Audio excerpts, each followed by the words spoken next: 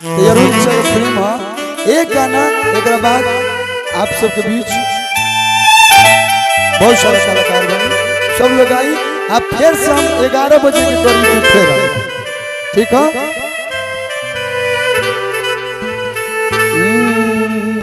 वो साथी रे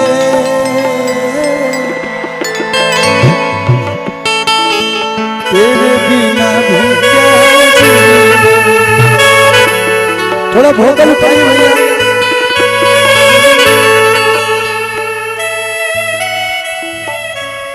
हेलो हेलो आखिया तोहरे ही रहिया तके। विशाल भाई हमारा बक्सर जिला के शान, बाघवा के बाग जिला बक्सर है। स्वागत करते एक बार ताली बजा दीजिए विशाल भाई के लिए। आखिया तोहरे ही रहिया तके गइलू कोई सन रोग धरा के। मुखिया जी ई मिलन वाला मन तड़पे छान छान, दिल हमार लागे कहीं ना। हम सैड सॉन्ग बड़ी कम गाइना का है, जो ना उम्र में लड़का पढ़े से लिखे से उम्र में माइक मिल गई, कुछ ना गावे आवेला तबो वो लोग इतना प्यार दे के गाड़ी बंगला सब दे देने, तो हमेशा हम खुश रहना। लेकिन आप लोग की डिमांड पे कभी कभी गाइना और आप लोग इतना प्यार देते हैं लोग। ई मिलन वाला मन तड़पे छान छान, दिल हमार लागे कहीं। वो साथी रे तेरे बिना भी क्या जीना, तेरे बिना भी क्या जीना। वो साथी रे तेरे बिना भी क्या जीना, तेरे बिना भी क्या जीना।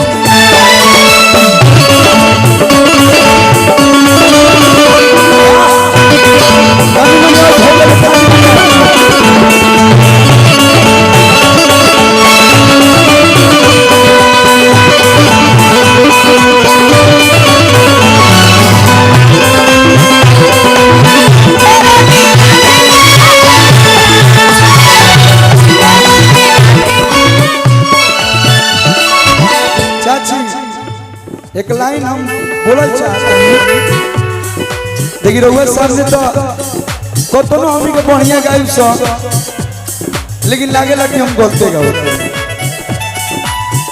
इतना रउआ सीनियर कलाकार बने, अब बैठ के हमके सुनत तनी सौभाग्य के बात बा। लेकिन जौने हमने गावेला तनी मनी रउआ सामने प्रस्तुत बा कि कदम कदम पर बहारों ने साथ छोड़ा, कदम कदम पर बहारों ने साथ छोड़ा, जरूरत पड़ी तो यारों ने साथ छोड़ा। सितारे बोले हम देंगे साथ तुम्हारा, सितारे बोले हम देंगे साथ तुम्हारा, मगर अफसोस सुबह हुई तो सितारों ने भी साथ छोड़ा। जिंदगी लागे जन्नत जैसन रहलू जब पास हो,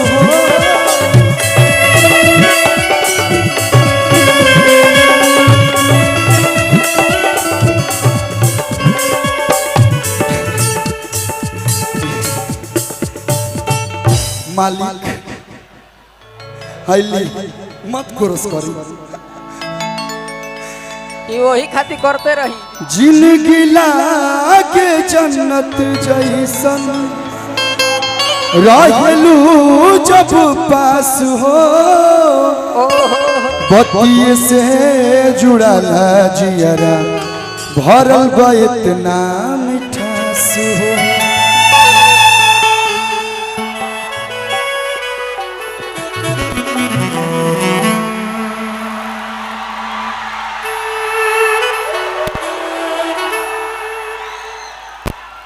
कतना लोग बरा एकदम मतलब लागत गर्दा गर्दा हो गया।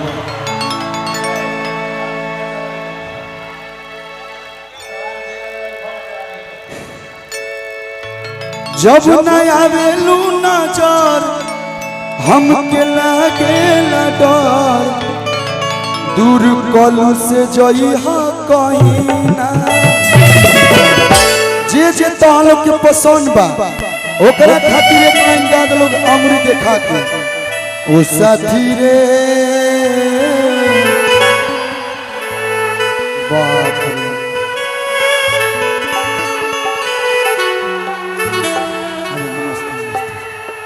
अरे बस बस अरे बाप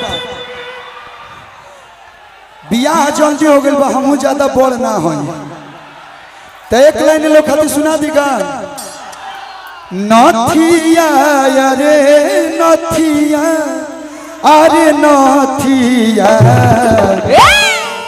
कहवा बीता के अहिलू रतिया भुलाई तार नथिया